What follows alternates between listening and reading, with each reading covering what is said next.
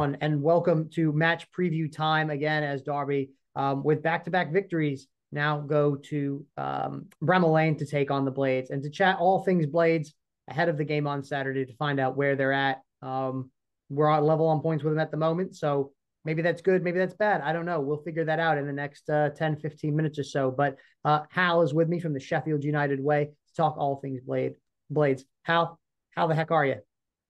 I'm all right. I'm pleased for Derby, actually. My brother-in-law, massive Rams fan, and it's his 40th birthday just after this game. And I actually bought him a shirt today, which just arrived today. Will, if you're watching this, it's a surprise. So I'm pleased to see Derby doing well. Since he's been part of the family, I've always had a soft spot for Derby County. Fair enough. And, you know, happy early birthday. Again, we want him to watch the video, but hopefully it doesn't ruin the surprise for him. Any name on the back of the shirt, Hal, or is it just the No. shirt? And which shirt was it? Right, well, you're going to be hugely disappointed. So he's got enough Derby County stuff, and he and I love baseball. So I've actually got him the new San Diego Padres jersey, the one that's ridiculously The green City and Connect with the yeah, lime green and the pink. Oh, that is an absolute mint kit. I If hate I it. might, it is absolutely mint. Like with the half green, half pink, San Diego hits the San Diego vibe. Absolutely amazing City Connect. Yeah, gotta be a top five baseball kit. Gotta I be. think you're the only person I could have this conversation with in the Probably. sort of championship football space that would know the jersey I'm on Yeah, about. probably another one of my many talents, Hal. This is why people come to watch Rams review because of what I bring. But yeah, definitely top five kit. Why San Diego? Oh, so he went to San Diego when he was a kid and fell in love with, well, the Chargers then and the Padres. And so it's been a tradition kind of every year that I get him something San Diego related. But this one being the big 4-0, that, well, we watched a few games together, and that jersey, when it first came out, he was like, that's me. That's a bit of me. I was like, that is disgusting. But if you like it, leave it with me. I don't think I would buy it, being as the fact I'm a Nationals fan and they already have nice City Connects with the slate gray and the pink. But yeah, I mean, whatever floats your boat. San Diego, good city, good vibes. It kind of fits things out there. They kind of went all in for a World Series for those that don't know it, and kind of did not pan out for them. Gave Washington quite a few good young players, so that's great for a generational player of Juan Soto. But yeah, okay, fair enough. San Diego, there we go. And then obviously the Chargers, they went to Los Angeles. So does he still support the Chargers now that they're in LA? Because he's still like a Chargers Yeah. guy. Yeah, I Okay, think because when you don't live in yeah, the yeah, yeah, area, yeah. Okay, I get it. I'm yeah, okay with him making that decision. fair enough. Fair enough. Well, Hal, let's switch to Derby, who used to be a baseball team and used to play at the baseball ground, uh, and Sheffield. So, Hal, obviously we're back in the championship, or else if we weren't, we wouldn't be talking unless it was a weird cup game or a transfer like Ben Osborne. How has the start to the season been so far for Sheffield? Because you are unbeaten. Sorry, you are unbeaten, but not We are. undefeated because you have had the two draws. So nothing in the loss column as of yet, but you did pick up the two draws. How is the season shaping up for you? Is it above expectation right now, below expectation, kind of where you thought you would be? And my assumption is ultimate goal is to get back into the promised land of the Premier League. Yes. Well, because I like you, I will say if you want Sheffield United fans to like you, please don't call us Sheffield, because that is one that annoys a lot of Blades. So Blades, United, Sheffield United, all of those are fine. We've started well. We've had the 2 point deduction for being bad and not paying us bills. Hopefully, that's now behind us. 9 points, level with Derby County. Obviously, we should have a couple more, which would be 11. Quick maths. And the draw that annoys us all is QPR at home. Really frustrating. 2-0 up, playing them off the park, like not the Pride Park, but then playing really well first half and then switching off second half. And you see it so often, and you don't quite know if it's what your gaffer said or what their manager said, but something at halftime changed everything. QPR came out looking really good second half. We made them look like prime Barcelona, prime Brazil. And first half, they hadn't had a sniff. Very disappointing with that one because we really should have won that game. We could have been out of sight. I think we'll always look back on that one until we're top of the table, which we will be, and we will end up getting promotion. So you are confident that you will not be in the championship next year and that you will be back in the big time. Yeah, I think you have to be. When you look at the way we've done business, we've rebuilt, and I like the way we've rebuilt. And Chris Wilder's going to do it again. He's done this before. He's going to do it again. Take us back to the Prem. I mean, I hate the Premier League. Don't get me wrong. I much prefer the Championship. It's without doubt the most fun league in the entire world. So talk to me about Chris Wilder, Hal. And yeah, I would agree. League One sucks.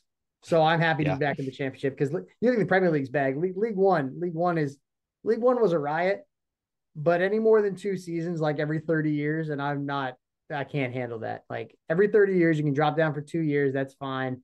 Don't need to go back. Hal, talk to me about manager Chris Wilder because he was sacked from Sheffield. They had Paul United. Heckingbottom in. He kind of was in the Premier League. He took him down and whatever. And Chris, I think he got sacked halfway through the Premier League season last year, right? And Chris came in and then kind of was there for the last, I don't know how many games, 8 or odd games, or the last third of the season or whatever. Kind of took them down. And Chris Wilder kind of fits Sheffield like a glove. United. Do you think that would it have been better for Sheffield one to keep United. Chris Wilder without I'm it not would going have to been let it better for go. Blades. Would have been better for Blades to keep Chris Wilder and not bring in Paul Heckingbottom, or was that kind of break needed for Chris to go away and get his thing in? What kind of manager is Chris Wilder now? Is he still like marauding center halves, three at the back, or has he evolved his tactics? Great questions. First of all, we know all about League One. We were there for a lot longer than you. And I'll tell you now, League One doesn't have VAR. So careful what you wish for. Premier League really is absolute at the moment. It's not the Premier League that Derby County remember. Chris Wilder, yeah, he left under a little bit of a cloud when he first resigned, and he did resign, and he tried to resign before, he resigned again. And I think when someone really wants to leave any company, they've already tried to resign once, you probably have to respect that decision a second time. He needed a break. He got that break. He went and had a bit of a tough time at Middlesbrough, at Watford. It didn't quite work out, and he's come back in and patched things up with our owner, Prince Abdullah. A lot of people thought that wouldn't happen. It has happened. I liked Paul Heckingbottom. Personally, I think that wouldn't have made any difference. You could have given the job to Jurgen Klopp or Pep Guardiola. It wouldn't have made much of a difference last season. We were on a hiding to nothing. The three promoted teams all went straight back down, and who knows, that might be the score again for a long time when there's no parity in the Premier League, and it just gets harder and harder to try and compete. Even when you're trying to sign free transfers, there's lots of people saying, "Oh, why don't Sheffield United just go out and get free transfers?" Well, the wages, you can't even offer the same wages as a Brentford or a Bournemouth or a Wolves. So forget about it. You're fishing in a different pond. It's going to be tough if we do get back up there, but Wilder probably is the man to do it purely because he's got it on the CV. He's finished ninth in the Premier League with Sheffield United before. But to answer your question about marauding, overlapping centre backs, which good knowledge, by the way, no, he's gone to a back four. Who would have thought it? So we are now The man playing. has evolved. The man has, or not, because 4-4-2 is probably the That's like oldest. caveman days. That's like mid 90s peak football. Absolutely. Jim Smith knew all about that as a reference to Derby legend. And now he's got four at the back, and then it's actually not quite 4-4-2 because we've got out and out wingers. Like you might see Andre Brooks, who's left-footed as an inverted winger on the right. Gus Harmer, who's right-footed, who's not a winger, playing on the left because we didn't get around to getting a left winger. We ran out of money. And then Arblaster, who's amazing, will play for England, and Vinny Souza, who will partner him, and he's also playing well. So you have that two kind of holding midfielders. Then you'll have Callum O'Hare attacking midfield and Kiefer Moore up top. And Kiefer Moore has divided fans. I think that's fair to say. And okay, you dangled it. I'm gonna bite here. Why is Kiefer Moore dividing fans? Because I'll be honest, I love Kiefer Moore. I think Kiefer Moore is just like, he's just awkward enough to be awkward. He pops in just enough goals to be considered a goal scorer. And like, he's just like, I wouldn't, he's not prime Messi and Ronaldo, who is, other than, Kenzo Houtman at Derby. But like, okay, why is he dividing fans? Because I like Kiefer Moore, and obviously I have great footballing takes and opinions. But he's tall, he's scored some goals, he's internationally works hard, he scored goals in the Premier League. So what's going on? Why are people like not liking Kiefer Moore? Why is he splitting opinion? I mean, I wanted a player like Kiefer Moore, but I think I wanted a Kiefer Moore alongside a striker. I think he's better in a two, and he's playing as a lone striker. And the things we thought he would be really good at, like holding the ball up, flick-ons, out-muscling his centre-backs, hasn't actually been what he's been good at. He's been good at other things. He has scored one goal, missed a penalty, which is a poor penalty, ended up not costing us, though, in a win against Watford, scored against QPR, again, they ended up not winning. But he has looked like he's taken a few poor options. Sometimes strikers, you get a striker that can take the ball down, knock it past the defender and show a bit of skill, keep running. That's not his game. We know that. But what we thought his game probably was, we've seen only glimpses of it. And actually, the main danger man from set pieces, which when we signed him, I thought would be Kiefer Moore, has been Harry Souttar, who we've got in playing alongside Anil Ahmedhodzic. And you get a hell of a Scrabble score for his surname. So I want to see more from Kiefer. I want to see him be tougher. I want to see him not take pop shots from the halfway line because that isn't his game. And he did that against Hull. He did that once. And I was thinking that's the wrong option. You got winger out to the right. So a few times, I've only listed one there, but a few times he's taken the wrong option. And maybe it's just going to be getting used to the system. But I'm not sure he is an out-and-out lone striker because when you thump it long to Kiefer and he's got no one around him, what is he supposed to do? Because he's not Zlatan, who was a tall, rangy guy that could take it on a chest, because Zlatan could take it on his chest, turn and volley it into the top corner. Well, Kiefer ain't going to do that. And he also isn't going to dribble with it. So he needs support. He needs people around him. And it might just take time for him to get used to his teammates, to offer that support. Personally, I'm a fan. Personally, I think he'll do well. I'm just not sure we'll be, by the end of the season, still playing this exact formation. Is that on the shopping list for January then? I know it's a bit early, but is a second striker to help support more something that they might want to consider and look at? Or like you said, you kind of ran out of money or are there other gaps that they need to fill in before then? I mean, it's another great question because it was on the shopping list before, and we wanted Tom Cannon, who ended up going to Stoke and on loan, and we just couldn't get it done. Funds too tight, going through a takeover or not. We just don't know if that's going to happen. It's been going rumbling on for about 7 months, and it just hasn't happened. It'll be the third failed takeover of Sheffield United if it doesn't happen. And we probably won't have the funds if we don't have that, or who knows, even if we will, if that does happen, because we don't know anything about the people, the consortium taking us over. We don't actually know if they've got more money, less money, the same amount of money as our current owner. It's all hush hush. In fact, I've never known a takeover like this. You almost always seem to find out who the people are in football nowadays, but we've only really got one name out there, and it's a consortium, so there's bound to be more. That's how a consortium works. Why is the owner, Prince Abdullah, looking to sell Sheffield? He's looking for more investment, or is he Sheffield looking United. So Sheffield United. Why is he looking? Is he looking to divest completely from Blades, or is he just looking for additional funds to come in? Because Darby know a thing or two about transfers. We obviously had a guy who tried to buy the club who was putting like fake houses on TikTok and claiming like, this is my house. And then we have a guy who tried to buy the club and he's now in federal prison in Texas for like the next 80 years. So what's going on with the takeover? Why do people want to? Why does Prince Abdullah want to get rid of Sheffield United? We had a guy called Henry Maurice, who I believe is now in prison after being investigated by the FBI. He wanted to buy us. We had a guy called Dozy and Bozy, who the SEC are currently looking into, and that'll be very interesting to see what happens there. So we can relate. He also had a house that he claimed he owned, and there was sounds so similar. Unfortunately, our guys, for us, and for you, unfortunately, a lot of your guys were actually involved. These guys were just muted to be involved. Prince Abdullah, I think he feels like he's taken Sheffield United as far as he can because he doesn't have the funds, and he's been very honest and he's been very open about that, and he's recognized, look, I've done as much as I can. I either need further investment, which I think would be his preference, because he loves Sheffield United and he wants to stay involved, but I think he recognizes he can't do it on his own. So he'd need other people to come in. But also when you've been in control for so long and seen such success, because when Prince Abdullah first came involved with Sheffield United, we were in League One.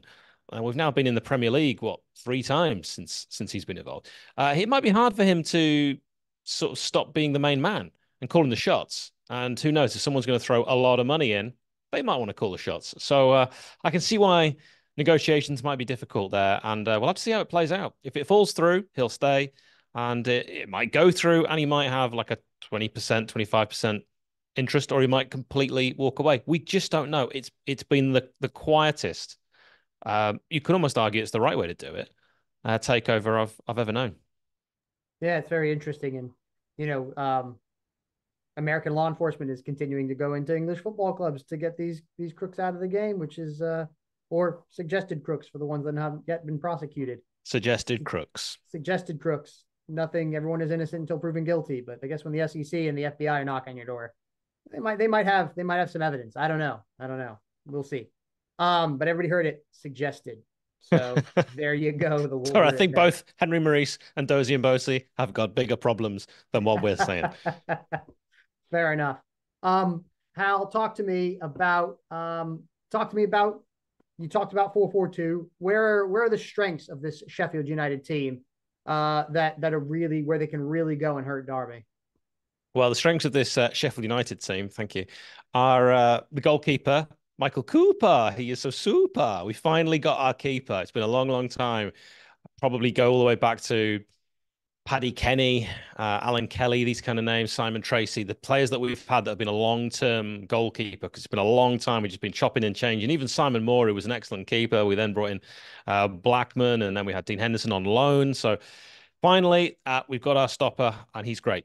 Adil Ahmedhodzic getting a lot of love from fans. He's been through a really tough time. He's recently come out. I've got a video on our channel about what he's been through. It's harrowing. It's not a pleasant video. I didn't really want to do it, but I felt like after speaking with Anel, and he sent us some really nice messages that he wanted it out there, so we felt like it was okay to talk about this. He's publicly spoken about it, but he's been through a really tough time. So he's now getting the love from the fans, and he's putting it out there, and he's He playing fell out so, with so his well. dad, didn't he?